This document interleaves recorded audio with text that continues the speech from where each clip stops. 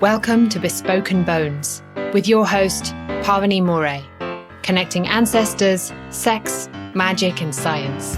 Pavini explores transpersonal tools for erotic wellness every new and full moon, engaging educators, healers, spiritual leaders, and scientists in revolutionary dialogue. Get ready to feel good and go deep. This is Bespoken Bones. Hi, and welcome to Bespoken Bones, ancestors at the crossroads of sex, magic, and science. We're in the business of healing trauma. We're connecting with our roots, and we're developing radiant erotic wellness in past, present, and future generations. And I am your host, Pavini Moray, and today I am super excited to introduce you to Rebecca Farrar, aka the Wild Witch of the West. And she is an astrologer, a Jewwitch, a wild woman, a revolutionary, writer, and a lover living in San Francisco. And she offers astrological guidance with a down-to-earth approach, utilizing her studies on the evolution of consciousness and psychology. Before studying astrology more than 8 years ago, she was a huge skeptic. But now she uses that as a tool for appreciated complexity and becoming more enchanted with earth and ether. In 2013, she completed her master's degree at the California Institute of Integral Studies in Philosophy, Cosmology, and Consciousness program. And her thesis, I love this name, titled The Stargazing, Reenchantment Through Language, combines philology, consciousness studies, and enchantment with the stars. So, pre-Astro Geek, Rebecca was a TV reporter, a PR person, a speed dating hostess, a spokesmodel, yoga instructor, and world traveler. While she considers herself an intersectional feminist, she acknowledges her whiteness and her privilege and is in a constant process of uncovering it. When she's not staring at astrology transits, she can be found wandering Ocean Beach in San Francisco, which she acknowledges is on sacred Ohlone land, and curled up with a good book, or force cuddling her kitty Freya. And for more info about Rebecca and her work, you can check out her website, which is www.wildwitchwest.com. Hi, Rebecca. Welcome. Hi, Pavini. I'm so excited to get to talk to you. Your work is stunning. Oh, thanks. Well, I am super happy to have you on the show and to have an astrologer. And but I got to tell you, to start out with, that I grew up in Cleveland in the 80s in the hardcore punk scene. And I did not really, the only way I really knew I had an astrological sign, I would go to the 7-Eleven after high school, and they had these little rolls by the cash register right between the Twizzlers and the Slim Jims, which was the horoscope rolls, and they were like 79 cents, right? And so I would buy them. And so then when I got to California and everybody's all like, your Capricorn is squaring my Venus house of conjunction, I was like, I don't know anything about this astrology stuff. So I'm being transparent that I know nothing about this. I know it's a really big deal to a lot of folks, astrology, especially here in California. My partner is always laughing at me when I'm like, why do I think tarot is real? And then, like, I don't even know my own rising sign, right? So anyway, I just wanted to be transparent with the listeners that I don't speak astrology, and that when you and I were communicating about doing this interview, I asked you if you had the capacity to translate for the common man, all of us non-astrology peeps. And so you said yes. And so just wanting to have your consent that if there's something, like if there's language that I don't understand, is it okay to interrupt you and ask you about it? Yeah? Yes, please do. Great. Thanks so much for all that. Yeah, and I just so appreciate you being honest about that, because I think that astrology language can become very nuanced, and I call it astro speak when someone just starts using astrological words that don't actually make any sense to someone who may not be fluent in it. So I'm going to do my best not to use astro speak, but to use real translation into English. Fantastic. Yeah, I super appreciate that. And the being able to make it meaningful, even though it's not a paradigm that maybe some of us share, it's important. So thanks for being willing to do that. I know that you have found a lot of connections between ancestors and astrology. And I think let's just start with that. Just if you would just kind of talk about what you found out so far. Mm-hmm. Yeah, that's a great place to start. So about 2 years ago, I started working with a diviner who was from Africa, and he was really focused on ancestral lineages and also, working a lot with the Wideme and they're called the wild people of Africa, and then also the Contemple, which are kind of another version in a different area of Africa. We would call them, I think, more like the Fae or fairy folk. But, all around the world, there's these elemental beings, right?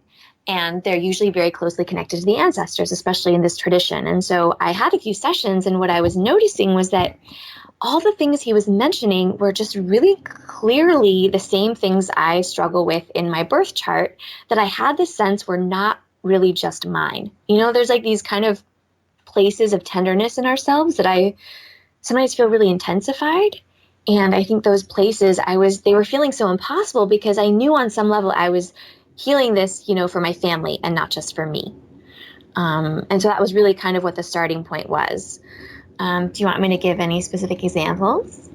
Oh, sure. Whatever you want to say about this. Yeah. It's fascinating. Yeah. Definitely. So the first thing I was noticing is that there's a few areas of the natal chart. And what the natal chart is basically the moment that someone is born, if you took a snapshot or like froze the sky, what was happening in those moments really kind of gives a big clue about like what is this soul's journey this lifetime? Like what are these kind of entities and beings and abilities that this person is kind of living into?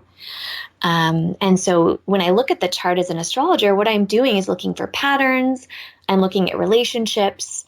But archetypally, there are these pieces of the chart that really seem to speak to the family. There's an aspect that really kind of speaks to, there's like an area of the chart that speaks to siblings. There's an area of the chart that kind of speaks to like the roots, the family, tribal roots. And then there's kind of like the sun and the moon, where I would consider those to also really represent like the parents themselves. Sometimes someone may represent, like in their mind, the moon may represent the mother, but for them, someone else, the moon actually may be the father, just kind of depending on the family dynamic. Or if it's not, like a heteronormative family, it's just like the parents, kind of the people who are raising you. Okay. And so those parts that you're talking about are in every single person's astrological natal chart. Yeah. Correct. Okay. Got it so far. Yeah. And so when I was looking at my own chart, there was this area of the chart that I was really struck by. And it's what's called the nadir. And it's basically the lowest point of the chart. So the height of the chart is called the midheaven. And that's basically the zenith, like the highest point of the chart. And the lowest point to me is really this placement of the chart. When I look there in people's charts, I really see these places in them. They're oftentimes really unconscious, but also tell me a lot about their family roots. So if you think about a tree, it's like the top of the tree are the branches reaching to the sky, and then the bottom of the tree are the roots. And so this part of the chart to me really speaks to the roots of this person's being. And in Greek astrology, they used to call this area of the chart the Swampland of the soul, which is such a dramatic thing to say, so dramatic. But I think it really speaks to this idea that the bottom of the chart is really where there are these kind of hidden parts that aren't just ours, right? It's like, where do we come from? So a lot of times when people come to me, and a lot of times, obviously, they're like feeling stuck or there's something not working, I look at the bottom area of the chart because it often tells me like what are these things that they're trying to work through for their lineage that ultimately are going to kind of rocket them right up to the top of the family tree where they become like blossoming gifts. So an example would be that in my case, the bottom of my chart has the planet Saturn. And what's important, I think, to note about the type of astrology that I do is that I'm much more focused on the planets, not so much the stars or the zodiac.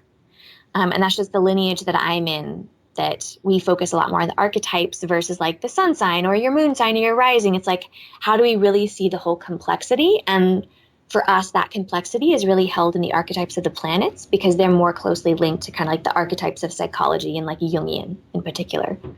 Okay, so let me just see if I've got this straight. Yes. So this natal chart is a snapshot of the way that the planets were the moment you were born, like kind of where they were in relationship to Earth.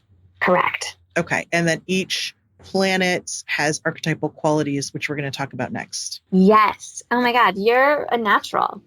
I mean, you should be an astrologer, actually. Yeah, like whatever, sex therapy, ancestral wellness. Here I come, astrology. Okay, Totally. Keep going. No, I mean, there's like a whole web there, right? You know, you add the embodied, the stars, I mean, you've got the whole package, really. But so there's this, so that I think that's just important to note that I practice what's called archetypal astrology, which is not quite as traditional. I don't do predictions, but so this archetype that I found I was really working with at the bottom of my chart, like at the very, very bottom, is the planet Saturn. And Saturn rules, many things. But when I talk about an archetype, what I'm really naming is that it's multivalent, right? It has all these different expressions of how it might show up for different people. And that's where, when I think we get stuck on like sun signs and moon signs and rising signs, we're not really acknowledging complexity, because in each archetype, there's just like this huge spectrum. And so for Saturn, it's like on one side, I'd say what are like the elevated expressions would be, boundaries, structure, responsibility, hardworking, that sort of like, it can be kind of linked to just like stability. The shadow side of that can be judgment, like a harshness in the ability and the desire to have structure, or like kind of a control. It can be fear or scarcity. It's basically the planet that rules our experience of being on Earth, right? It's this very like I'm cracking up over here, Rebecca, because oh my God, Saturn is from the Midwest. Well, what's amazing that you said that is that there's this theory where every area of the U.S. and every area of the world has a different pattern. And the Midwest, half of the Midwest is very like Saturnian, and the East Coast also. And then the middle area of the U.S. is that like Saturn and also Jupiter. You think about like big box stores, big cars. It was like that archetype. And then the West Coast, especially San Francisco, is mostly more Plutonic, which is like transformation, evolution, revolution, depth, shadow work. So yeah, actually the Midwest and the East Coast has a lot of Saturn. Awesome. For sure. So you like, yeah, you already know the archetype. So it's easy to like see the patterns within, once we know the archetypes, right?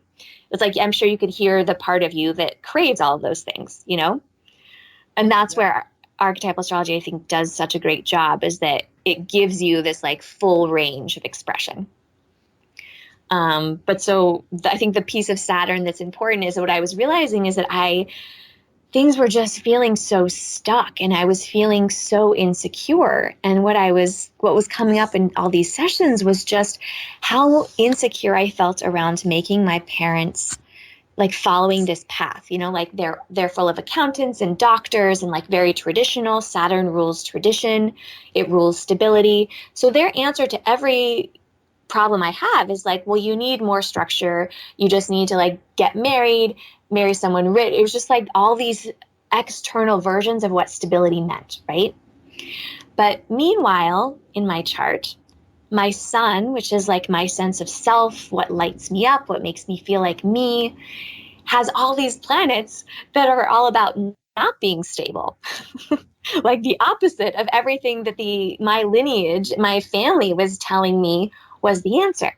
So this is where I think we can really feel like we have these tools of our ancestors, and we have these like things that are passed down through families. But in my case, what was passed down actually really wasn't evolving me into kind of my highest expression of self. So when I'm looking at people's charts, I'm looking at like, what is this pattern at the bottom of the chart that we really need to look at the whole spectrum, like the shadow and the elevated version of that, to understand what are their skills passed down from their ancestors, but also what are these like shadow elements that may be very unconscious because it's like just like in our bones, right? It's just like in our inner. And what's fascinating is that Saturn rules the bones. So every archetype of the planets also has a different aspect of the body. That's where like medical astrology and all these other things can get really interesting. But Saturn is like the bones. And so I was really feeling like my body and my family were wanting to just focus so much on stability and like the bones and the bare minimum of being. But who I am meant that actually that tradition isn't really where I'm headed this lifetime. And so while it's a tool I have, it's really not who I am. And I think being able to tease out those pieces gives you this appreciation for the ancestors of like, I see that this is really, I look at my family's, my dad's mother, I look at my mom's side, and Saturn is just this theme. It's just like everything is about feeling stable and feeling structured. So the more I work with that in myself, the more I can know that I have this tool from my lineage, but I don't have to use it all the time. It's like there when I need it, but not like my highest state of self. So what you're saying is that by looking at your life through this lens, through the lens of archetypal astrology, you're able to see patterns that are ancestral burdens and blessings, and have more choice and freedom about those burdens and blessings, which ones you are consciously practicing or embodying. Yeah. Yeah. I mean, you just said it so much better than I can even say it. Yeah, it's the burdens and blessings. I think that is really the key, because a lot of times people will come to me and they're kind of one way or the other, right? They're talking a lot about like the burdens of their family. Like, oh, there's a lot of addiction, which is usually a very specific planet. It's like usually Neptune in that area of the chart tells me that there's like an instability or prone to addiction or things like that happening in the family lineage. And so they see this as this burden. And then when I'm able to really be like, okay, well, that same planet, that same archetype on the other side of it is like infinite imagination and a deep connection to the divine.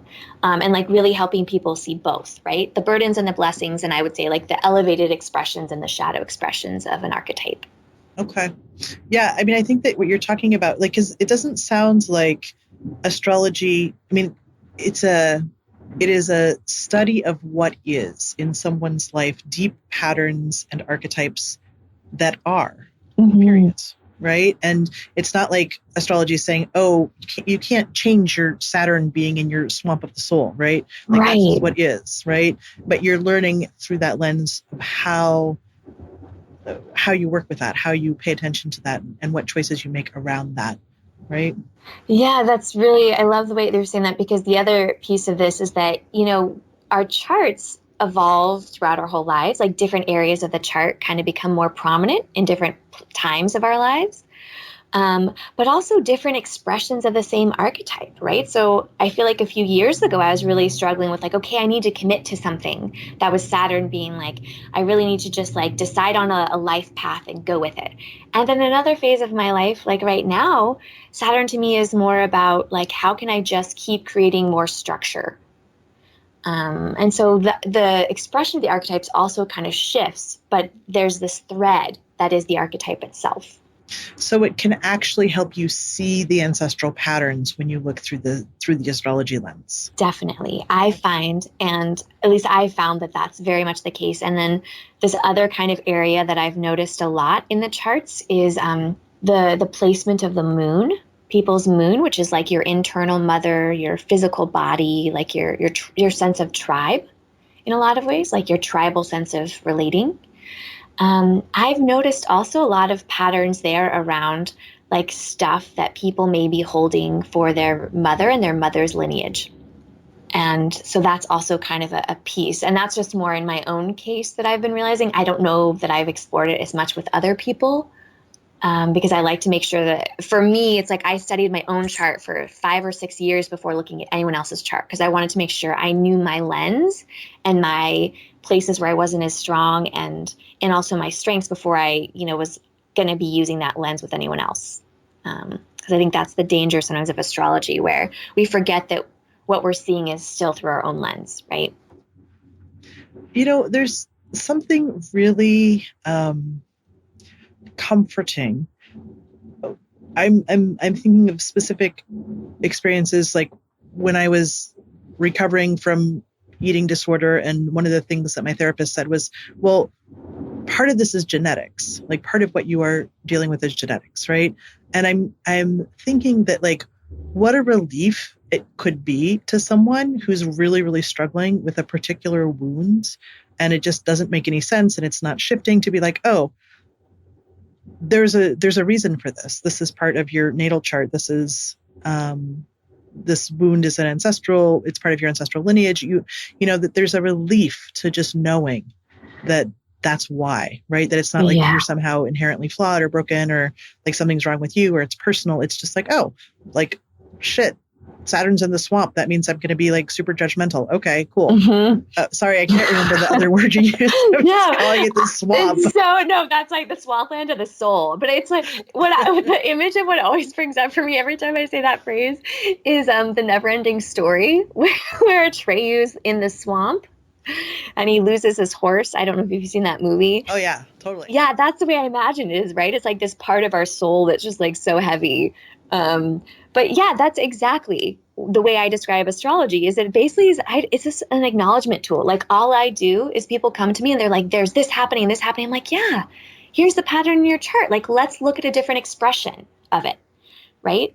So that you're not trying to fix or change who you are, but you're really seeing that aspect of you comes with another side of you that can also. It's like, how do you just acknowledge all of your superpowers?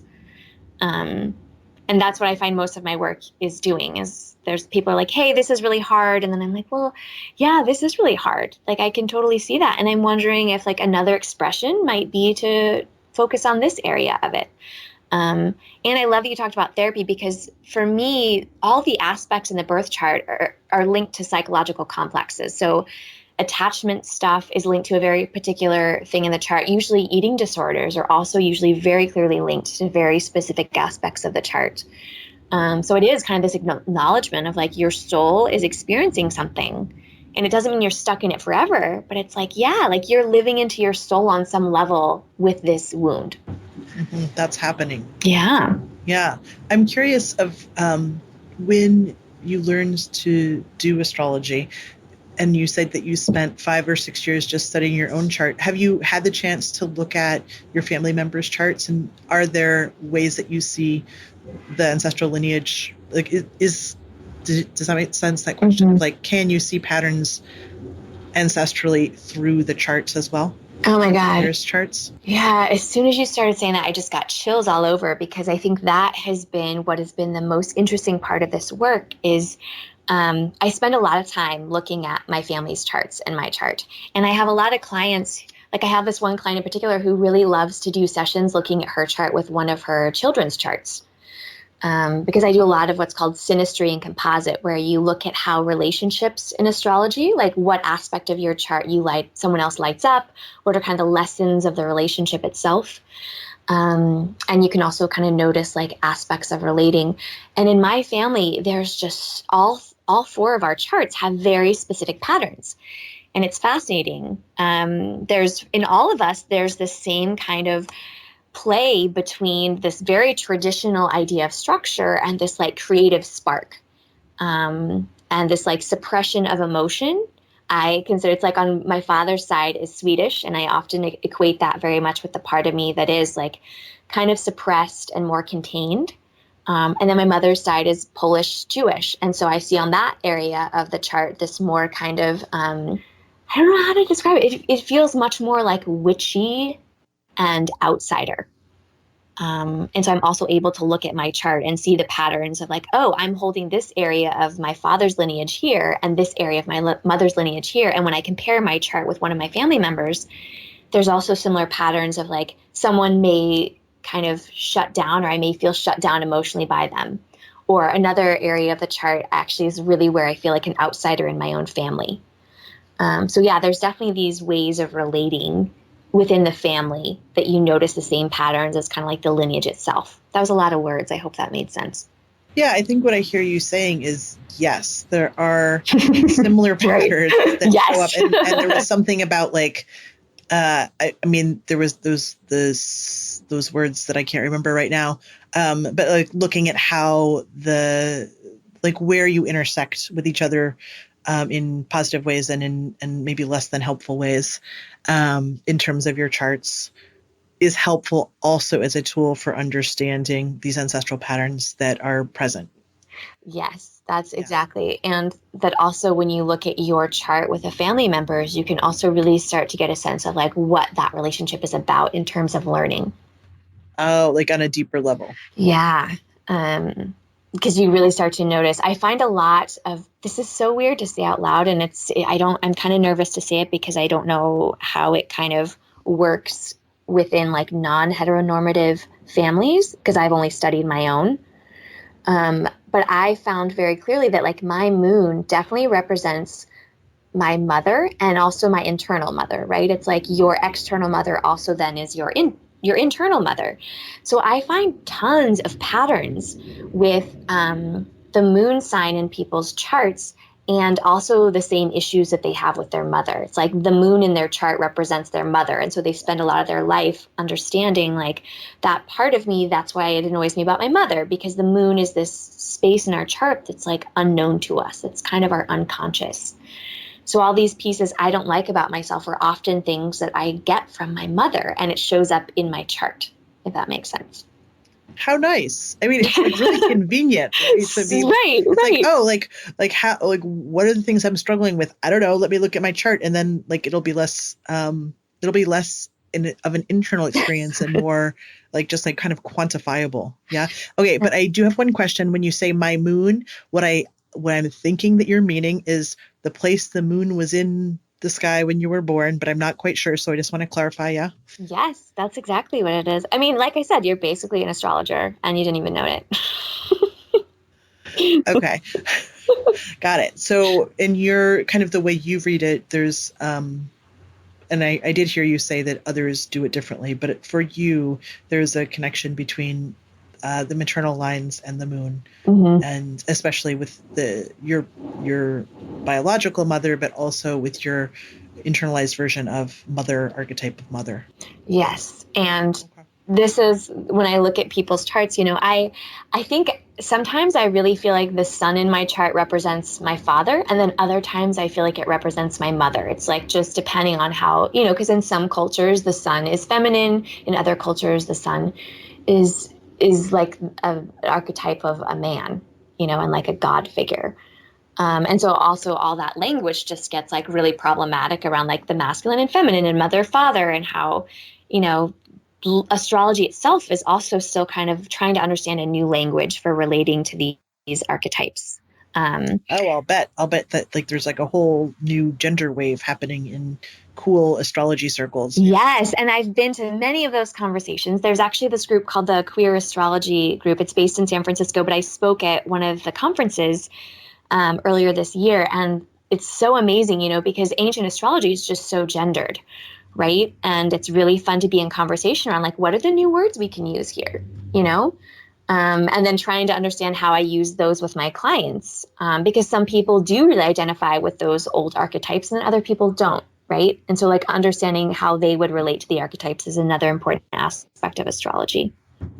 Yeah, of course. And being able to be with your client in whatever gender paradigm they are experiencing. Right. Cool. All right. Well, I'm curious about the erotic, because that's a focus of this podcast in particular, is both the woundings and the healings of the erotic through ancestral connection. I'm just curious what you would say, like how does working with astrology or looking through that through the lens of the charts, how does that support erotic liberation?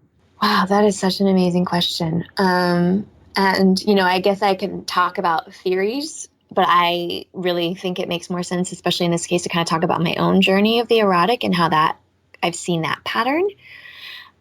So in astrology, I would definitely equate Venus with Eros, right? Like the erotic. And so kind of depending on where Venus is in your chart, oftentimes really kind of showcases your relationship to the erotic, but also like your style of loving. It's almost like your love language or the way that you experience erotic love or your sense of erotic self, right? And in my case, basically every single planet in the chart is touching Venus besides my sun. And my sun is in Taurus, which is a sign supposedly ruled by Venus. So I feel really curious about like erotic expression kind of all the time. And like, especially shadow expressions. Like how does that show up for people when like the different ways Eros gets expressed in the chart and how it's either like helping their expression of the erotic or showing up in this more like shadowy lover way. Yeah, I don't know where I was going with that.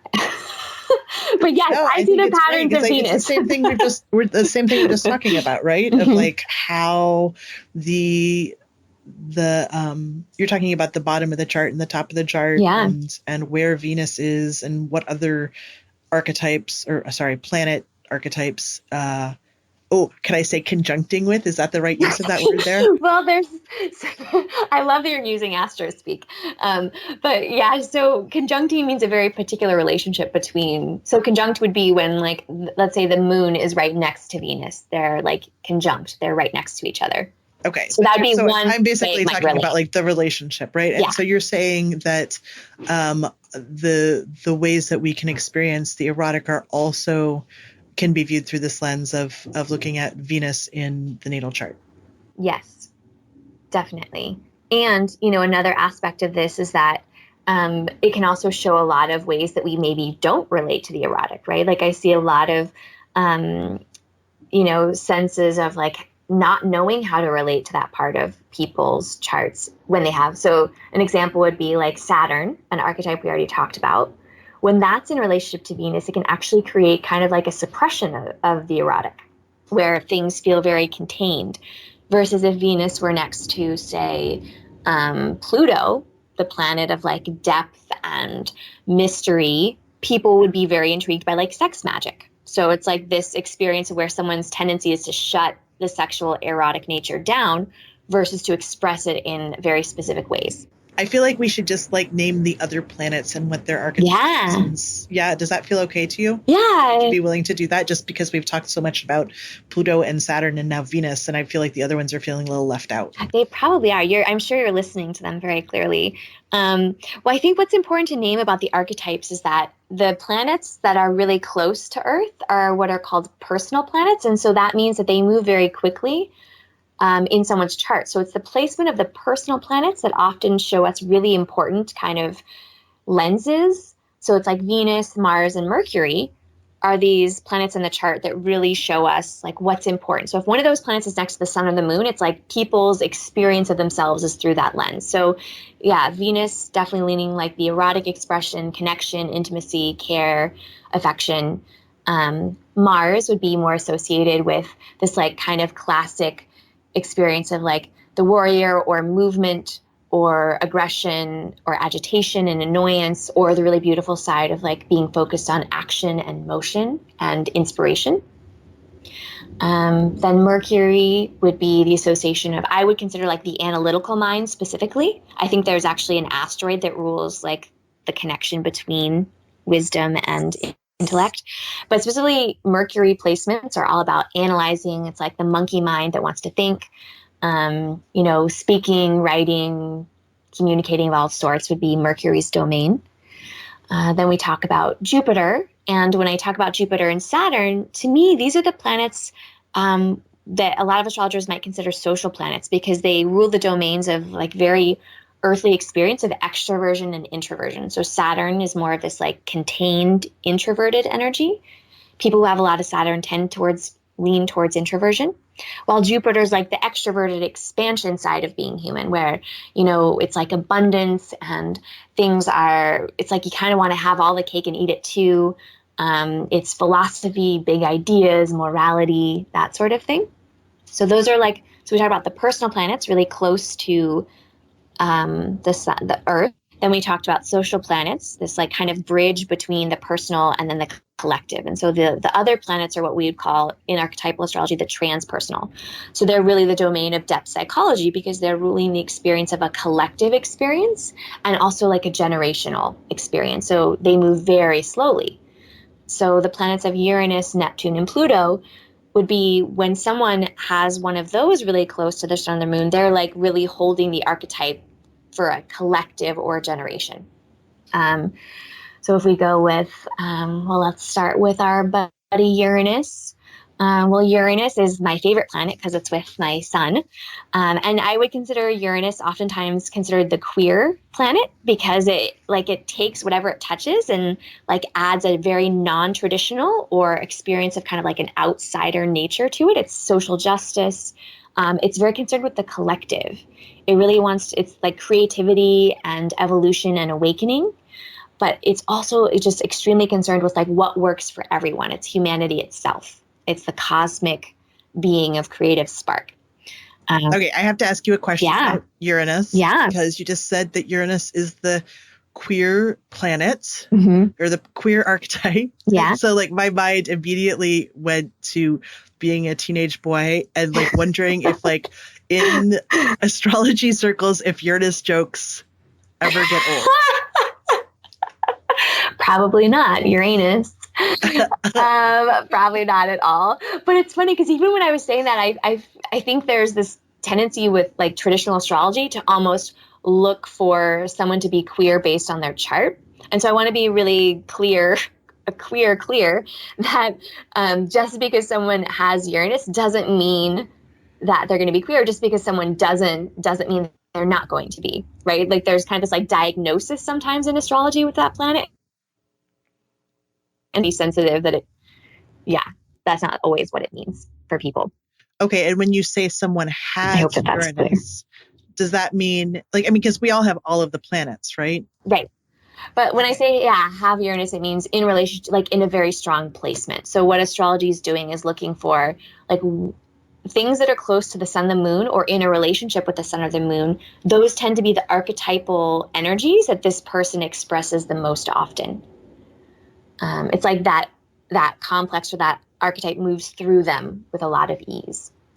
Okay, got it. Yeah, and so I think when I think about Uranus as being the queer, it's like what's outside of the norm. Well, I actually don't think that queerness is going to be outside of the norm in the future in some way, right? Like I think that there's like the evolution of what is the norm, right? And that's kind of the question that Uranus is asking is like, well, what is the norm? Because I'm outside of the norm.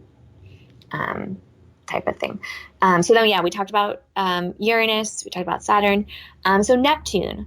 Neptune is this archetype of fluidity. It's actually like on one side of Neptune, there's this deep desire to connect with the divine. It's union itself. It's like the urge to merge is how I describe Neptune. So it's like flow states. It's when people who have strong Neptune are often prone to, being a painter or meditation or film or photography. It's these desires to be in like a flow state. Or a difficult aspect would be with Neptune where someone's actually more prone to escapism and addiction. And then Pluto is the planet that's like not a planet. But I think it's the most powerful planet of our solar system in many ways. And that's what, the way that Freud would describe like the libidinal urge. It's this like, I consider it Kundalini itself. It's really this energy in the middle of the earth. It's like a volcano where it transforms and transmutes kind of whatever it touches. And it's the shadow, it's depth, it's vulnerability, kind of this like exposing of the innards. And then the shadow side is definitely like hiding and power struggles and that sort of thing. And there's all these other archetypes of the solar system. Like I'm really interested in asteroids, especially the ones that are named after women, because most of the planets besides the moon and Venus are named after men. So I'm really intrigued by how we kind of come into more balance around these archetypes. So that's, and then of course, Chiron is this like asteroid that's also a meteor that I'm very passionate about. But I think for the purposes of this, I'm not sure it makes a lot of sense to dive that much deeper with it. Yeah, that's great. Thanks for being willing to explicate it a little bit more. And I just want to, I really loved it when you said that Pluto is the planet of mystery and revolution. I was like, oh yeah, that's great. Right. Who doesn't want to? I hope I have a lot of Pluto in my chart. Oh, I know you do. I feel like your depth is just like so present. I can imagine that you wouldn't. Okay, so I want to move us back towards ancestor land a little bit. Yeah. In particular, the realm of the ancestors. Mm-hmm. Because like I have no idea where astrology sits with the whole theory of the coming of the universe, right? I mean, maybe it has different. I don't even want to go into it, but I'm sure that different schools of astrology have different creation stories. For the purposes of this interview, I'd like to talk about the creation story of the Big Bang, and because I'm curious if you feel like there's a connection between those two things, between the kind of the abyss of nothingness or when there's the singularity before the Big Bang, and then kind of the process of creation and where the ancestors actually exist, like on the psycho, spiritual, physical, all that stuff. I'm handing you a big tangly mess, Rebecca, and I'm saying, here, fix this for me. I don't understand. Oh my God, that's amazing. I think that's the most interesting question I've ever been asked in any podcast interview, and probably ever, right? But I just love that you asked it so much because so I have a master's in philosophy, and I was in this program about philosophy, cosmology, and consciousness. And one of my professors was a cosmologist. Like, what an amazing title to be a cosmologist, where you just like study creation stories of how the universe came to be. And, one thing that really stands out to me is that so my professor's name is Brian Swim, and he's in this lineage of like Thomas Berry and kind of these other, this idea that there needs to be a new story of how the universe came to be. And they call it the Big Bang, actually the flaring forth, because when you talk about the Big Bang, it sounds like it's kind of this like random hodgepodge of things that happened. But actually in this lineage of cosmologists, there was a very clear telos. There was a very clear direction of where the universe wanted to go, as if in some way the cosmos had a plan from the beginning. And I love this idea because it gets rid of this kind of, it enchants you with the fact that we even exist, while at the same time still kind of leaving you in the mystery of like, well, what's going to happen next?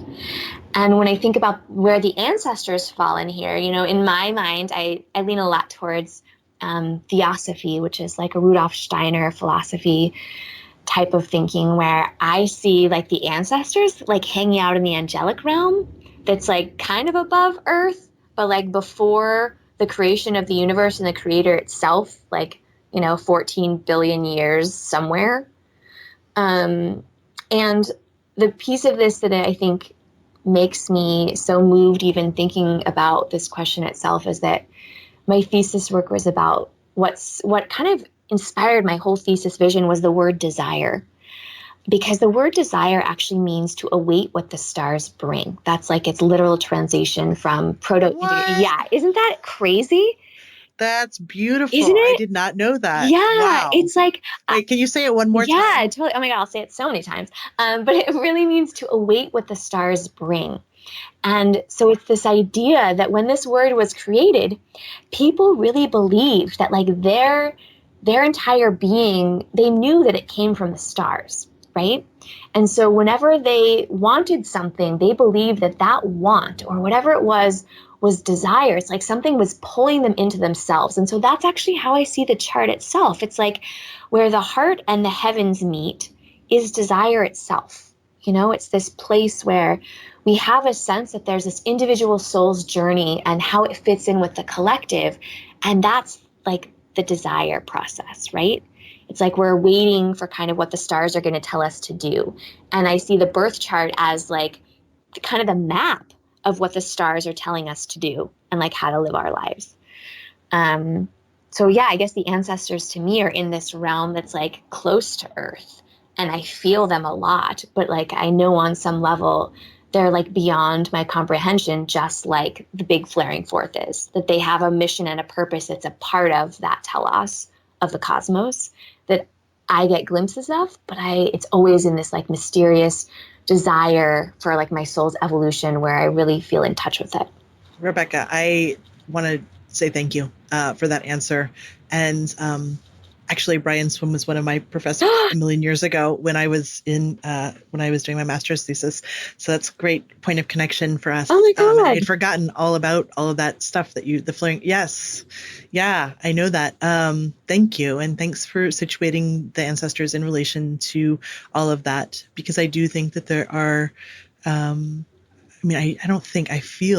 feel it in my body, those connections, like the if we're stardust, and our ancestors are stardust, like the flaring forth of life in each one of us, right? It's the microcosm of that. So thank you. And thank you for the beautiful definition of desires, which I had no idea about. So it's just really been a pleasure to have you on Bespoken Bones and to get to be silly and playful with you and understand more deeply this lens that's so helpful and beautiful to so many beloved people. And I really want to encourage folks to check out your website to learn more about your work. You have a lot of writings there. I combed through it. So anyway, Rebecca's website is www.wildwitchwest.com. And again, I have been interviewing Rebecca Farrar, and it's just been so great to have you, and thank you for listening, folks, to this episode. Wanting to extend a special invitation to folks who are in the San Francisco Bay Area to check out the monthly Ancestor Circle, Connection Circle that Taya Shear and I are doing. You can find out about that on my website. And if you have questions, either for me, I'm sure that I can pass along questions if you have them for Rebecca, or you can contact her directly through her website. If there's stuff that you want to hear talked about on the show, please be in touch. You can go to the bespokenbones.com website, and you can also find out more about the sexual and ancestral wellness stuff that I offer to clients there. I am Pavini Moray, and I will be back every full and new moon with more embodied goodness and ancestral wisdom. Blessings on you and on your ancestors.